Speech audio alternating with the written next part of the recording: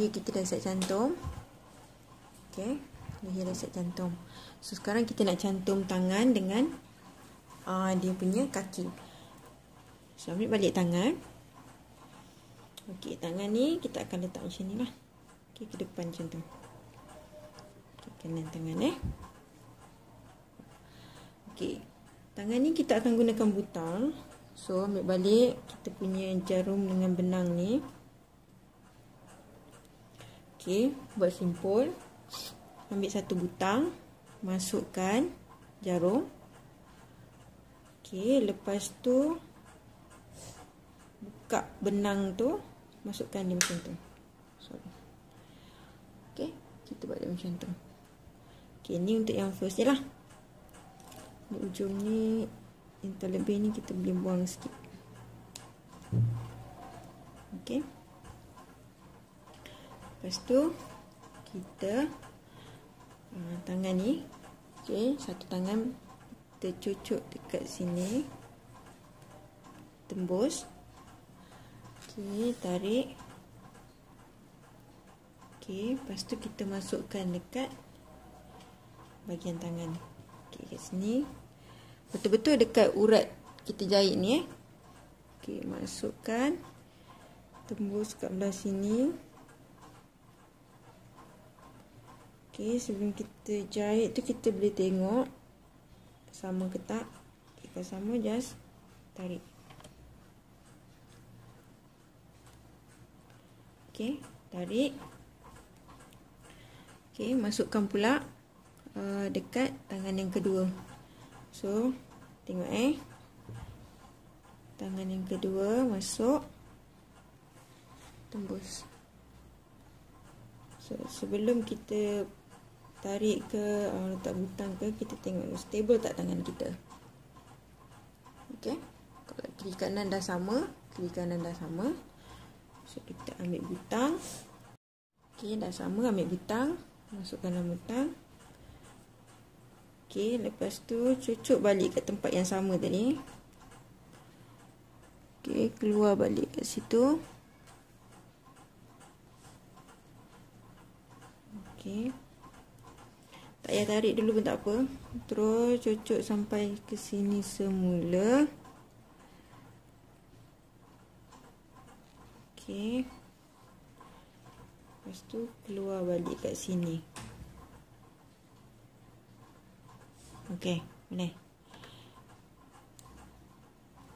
Okay, lepas tu baru kita tarik-tarikkan dia. Okay, sebelum kita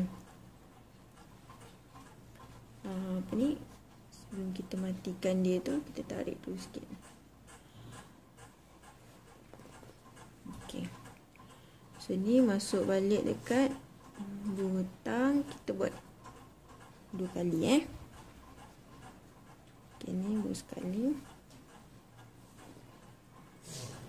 Sebab tu cikgu suka kena guna kain benang jeans tau. Sebab benang jeans ni bila kita tarik dia tak putus. Kalau benang biasa memang tak dapat lah, memang putus. So kita tarik bagi dia ketat sikit. Okay. Kalau terlalu ketat, kita longgarkan sikit. Okay, boleh. Okay, ni sebelah kiri, ni sebelah kanan. Okay,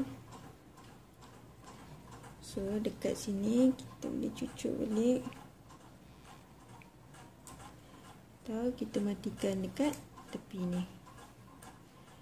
Ni pun macam complicated juga, tapi kalau dah tahu cara dia dah senang sebenarnya.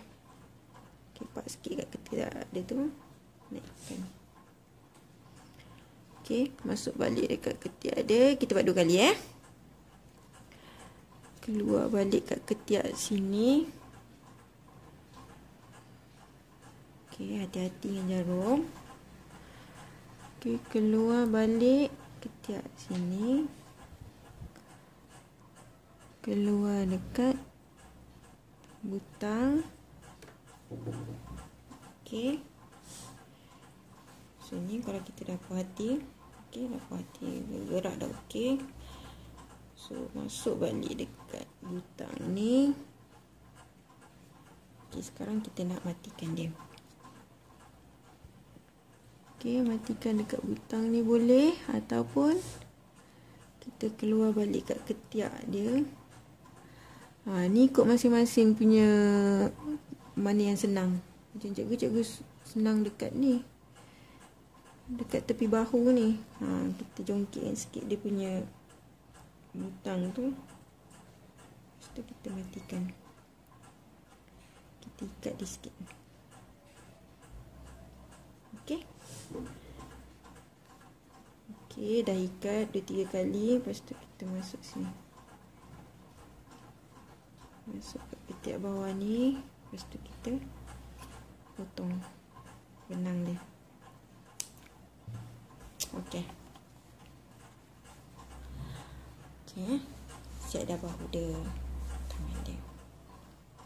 Okey. So, perkara yang sama juga kita buat dekat kaki. Okey, kaki kiri, kaki kanan.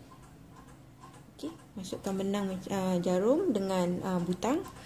So, kita jahit macam tadi.